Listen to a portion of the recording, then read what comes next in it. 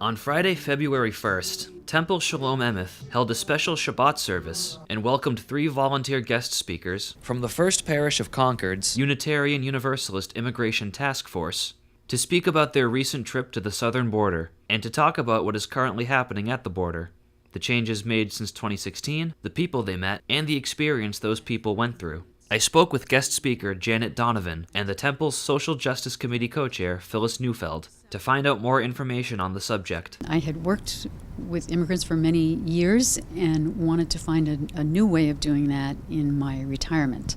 We did the trail, a portion of the trail, only about an hour and a half of the trail that many migrants travel to get to the United States. So we were on the U.S. side of the border with Mexico.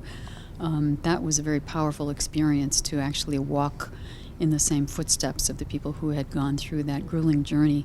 This was the third Shabbat service held by the Social Justice Committee on the topic of immigration. We made a decision early on to look at immigration as the major issue that we were focusing on for social justice.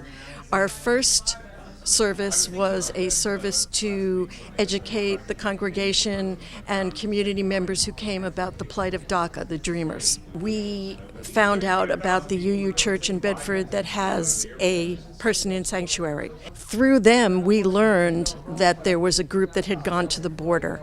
And so it seemed a perfect way, once we had done the service, to educate the congregants about what we were doing as a resolution and partnering with the UU Church.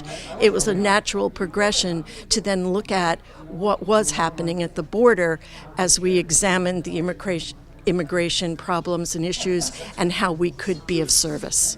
Ms. Donovan also said that at times it was difficult to get access to certain places and people. There were some hoops that we had to jump through. We did visit a detention center and met with some of the people who were being held in detention, but we could only do that through our affiliation with another nonprofit organization who were allowed access by the authorities.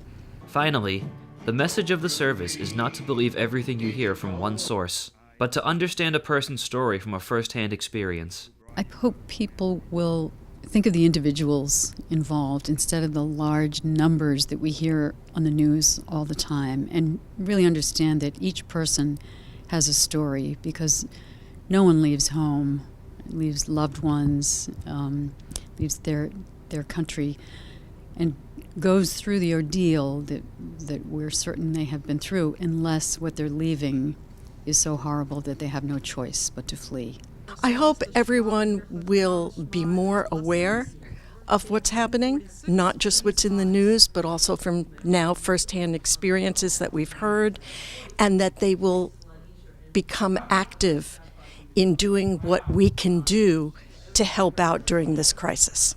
From Temple Shalom Emeth, I'm John Vias for BNEWS Weekly. One journey, one story, one tapestry we weave.